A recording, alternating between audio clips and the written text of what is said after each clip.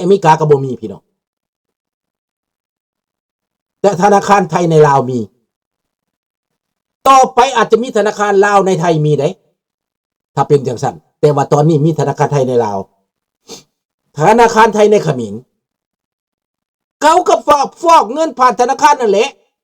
พอเจ้าผู้เอาเงินนี่บ่เห็นเงินเจ้าก็เอาโลดดิ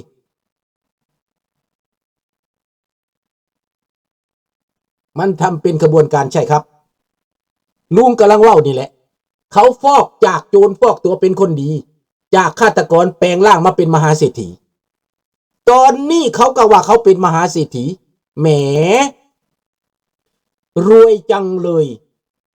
ท่านคำไตท่านสอนไซนางดาวเรืองและมหาเศรษฐีในลาวเป็นมหาเศรษฐีเยอะแต่คนพวกนี้มันปุ้นครับปุ้นขี้ดินประชาชนแม่นแล้วเขาก็ว่าดีตัวเขาได้เงินนะแต่ฟังคักๆเด้อบาดนี้คันบ่มี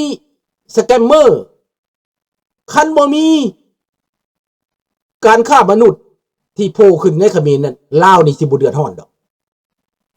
แต่เดี๋ยวนี้เป็นยังข้าพเจ้าจะมาซี่โจรพวกนี้นะมันโจรทั้งนั้นกรุงศรีย้ายกลับคืนแล้วบอก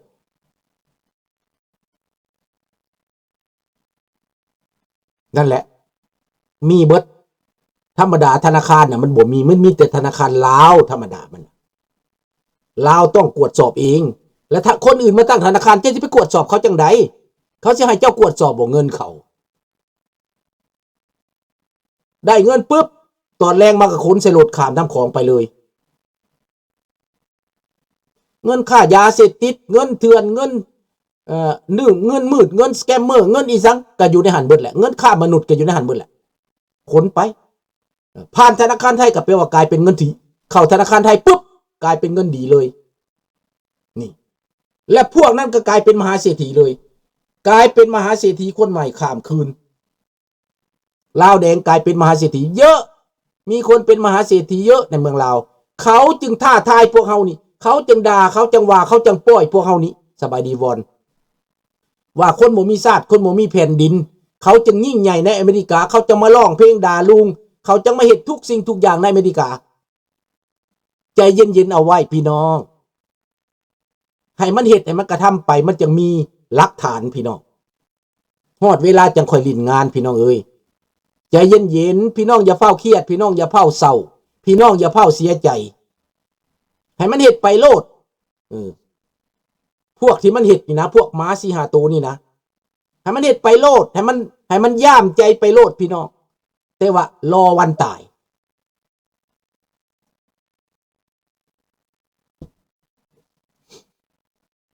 ตายดังม้าตายดังเขียดพี่น้องมีการเปลี่ยนแปลงดังเขมร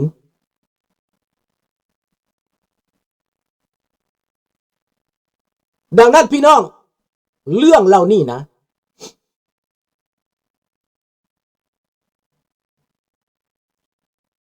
ฝากที่ใดก็ยึดคืนได้แม่นบ่แน่นอนนำได้เบิดเดี๋ยวนี้ทางเงินหู้แล้วหู้ทางเงินแล้วเส้นเงินก็หู้แล้วเฮาหู้แล้วพักกันหู้เบิดแล้ว CIA เขาก็หู้แล้วรัฐบาลอเมริกาก็หู้แล้วโลกก็หู้แล้วเงินสแกมเมอร์ในลาวหั่นนะเขาเป็นมหาเศรษฐีคู่มือนี้ย้อนเขาฆ่ามนุษย์ย้อนเขาฆ่าฆ่าเงินฆ่าแผ่นดินเขาขายชาติขายแผ่นดินเขาใช้อำนาจว่าแต่ผู้ใดอยากได้บ่อนใดมันเอาให้เบิดมันเอาได้เบิด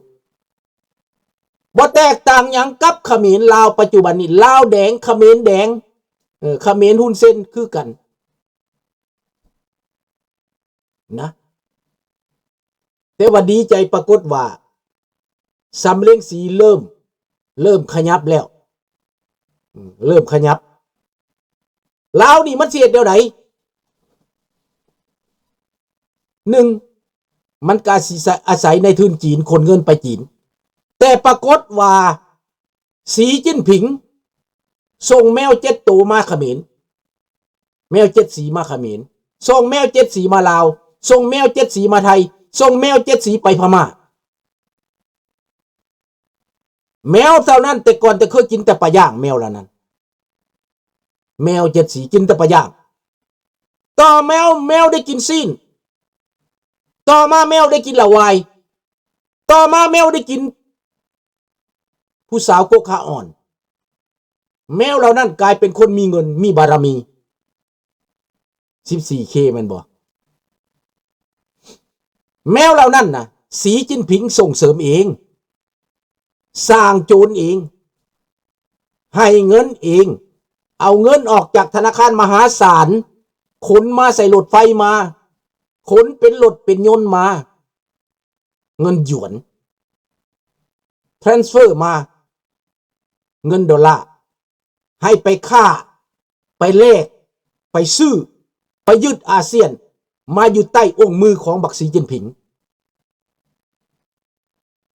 แต่แมวเหล่านั้นมันได้ไปซิมรสชาติความอิสรภาพความเสรีแมวเหล่านั้นเปลี่ยนสีจากแมว7 สีกลายเป็นแมวเปลี่ยนสีคือบักเซินเจิ้นอยู่ในเขมรและอีกหลายๆคนอยู่ในไทยและอีกหลายๆคนอยู่ในลาวคือบักเจ้าเว่ยเอา2ตัวนี้ก่อนเนาะบักเซินเจิ้นกับบักเจ้าเว่ยมันเป็นพระเจ้าแผ่นดินพุ่นจากโจรจากนักเลงจากคนขี้หลักขี้ซกกลายเป็นจากคนฆ่ายาเสพติดจากการคนฆ่ามนุษย์กลายเป็นเจ้าชีวิตในแผ่นดินลาวมีอำนาจล้นฟ้าบักทองรุ่นกระบอกกาแตะบักสอนไส้กระบอกกาแตะ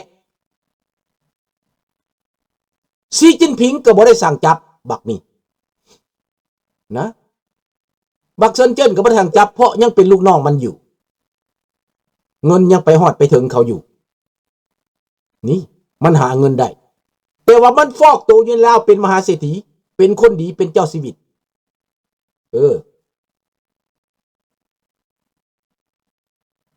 บักที่อยู่ในเขมรบักปรินซ์กรุ๊ปมันก็ได้บักนั่นก็สถาปนาตัวเองขึ้นมาเป็นมหาเศรษฐีเป็นคนดีถึงขั้นว่าได้เหรียญถึงขั้นว่าผู้ใหญ่ไม่สูงในเขมรฮอดทุนเซนเอาเข้าไปยกระดับนั่งเคียงกัน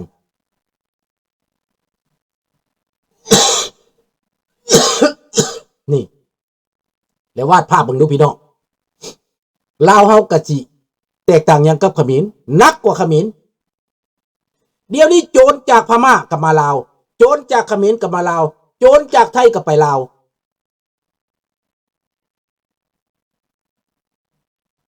เอาและสิเอาแบบใดบาทนี่โลกนี่สิเอากันแบบใด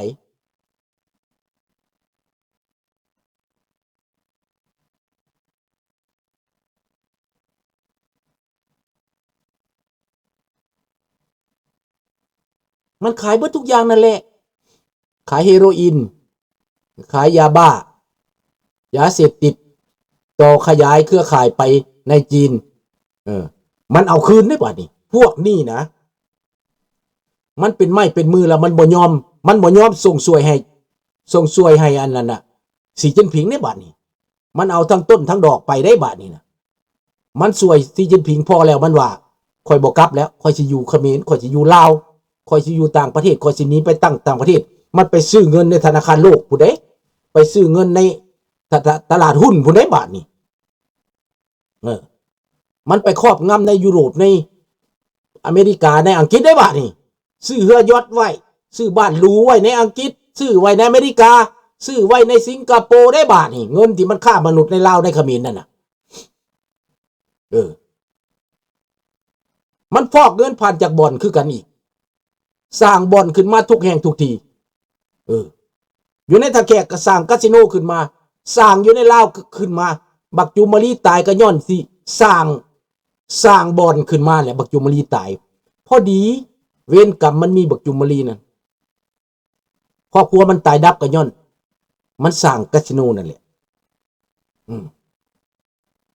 อันนี้แหละพี่น้องโจรพวกนี้นะมันว่ามันเป็นคนดีมันฟอกยังบ่คักเท่านั้นมันพักกันนุ่งเครื่องขาวเข้าวัดบักทองรุ่นบักสอนไซ บักสมสวัสดิ์เล่งสวัสดิ์บักเหี่ยมพวกมาจันทร์พากันนุ่งเครื่องขาวเข้าวัดว่าตัวเองเป็นคนดีมีศีลธรรมมีศาสนาได้พี่น้องนี่มันเหตุแบบนี้แหละพวกนี้มันปิดตบตาเจ้าง่ายๆตบตาเจ้าง่ายๆและตอนนี้มันเป็นมหาเศรษฐีแล้วในลาวนี่มันก็ส่งลูกส่งเต้ามันไปฝรั่งเศสส่งลูกส่งเต้ามันไปอเมริกาส่งลูกส่งเต้ามันมาแคนาดาแต่มาแคนาดามันติงบ่ได้หลายแคนาดานี่ข้าพเจ้าอยู่นี่ผู้ใดสิมามีอิทธิพลอยู่นี่ข้าพเจ้าเบิ่งอยู่มันบ่กล้าได้แคนาดานี่ได้มันมาต่ำอยู่นี่แล้วมันมาบ่ได้แคนาดาเขาก็มีกฎหมายเคร่งครัดแต่มันไปได้ในฝรั่งเศสมันไปได้ในอเมริกามันฝากคนมันแปลงร่างเข้าไปมาก่อความวุ่นวายมาร้องเพลงด่าอยู่ในอเมริกาคนในอเมริกาก็ยังบ่จับจุดได้โอ้ยมันบ่ถึกตัวเองมิด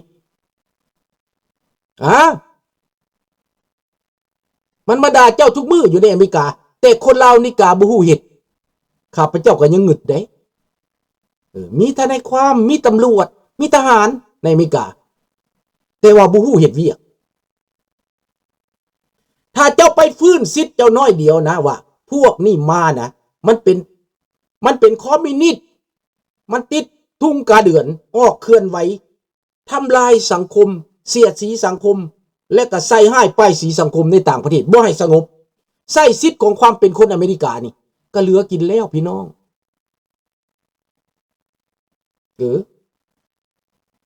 คือข้าพเจ้านี่บอกว่าข้าพเจ้าเป็นวิกติมมาจากประเทศลาวเมื่อใดข้าพเจ้าเห็นทูตนี่ข้าพเจ้ากลายเป็นผีเป็นเพศขึ้นมาญาติอดบ่ได้เตือนรัฐบาลแคนาดาว่าให้เอาทูตนี่หนีไกลๆข้าพเจ้าเป็นพญาติชนิดหนึ่งเป็นพญาติอยากจัดการพวกคอมมิวนิสต์รัฐบาลแคนาดาเขาเข้าใจได้เขาหนีโลดเขาบ่ให้ใกล้ได้และเขาบ่อนุญาตให้เจ้ามาเพ่นผ่านได้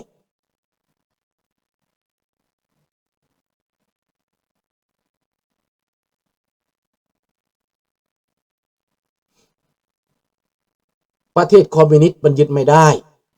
ตารายึดไม่ได้ถ้าประเทศไทยร่วมมืออันนั้นได้เมื่อไรประเทศไทยยังไม่ได้ร่วมมือยังไปเห็นว่าโจรนี่เป็นเพื่อนมันก็ยังเป็นแบบนี้อยู่ก็เหมือนดังทหารบางคนก็ไปเกี่ยวข้องกับผลประโยชน์แล้วมันก็เสียกันไปเห็นแล้วบอกผู้จักเบิดนั่นแหละแต่ไม่ต้องพูดนะผมไม่ต้องพูดในที่นี้ผลประโยชน์ทั้งนั้นเขาต่ำตัวลงไปเล่นกับโจรได้วางตัวลงไปกับโจรได้วางตัวไปกับฆาตกรได้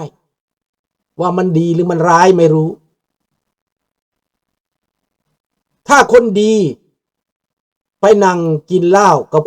คนเร็วแล้วเกียรติศักดิ์ศรีของคนดีไปอยู่ไหนถ้าไปเป็นเพื่อนกับโจรในแคนาดาตัวอย่างนะพวกเฮลแอนโจพวกเฮลแอนโจหมายก็ว่าพวกโจรใหญ่แหละโจรโมตาในแคนาดานี่แล้วมีหนึ่งมือคนดีมีรัฐมนตรีไปนั่งกินเหล้ากับโจรพวกนี้นะ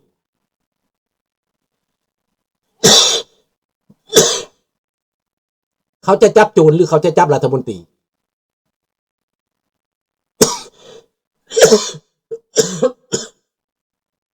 โทษเด้อเขาจับทั้งรัฐมนตรีเขาจับทั้งโจรได้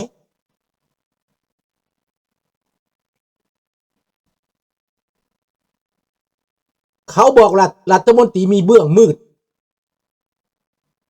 มีมนทินบ่สง่างามเขาจับเขาปลดสั้นเขาไล่ออกและติดคดีแต่ส่วนในประเทศลาวประเทศไทยเรานี่บ่มีดอกตัวนี้นะยากเด้อยากได้เพราะการเมืองมันเป็นแบบนี้การเมืองในเอเชีย อาเซียนเป็นแบบ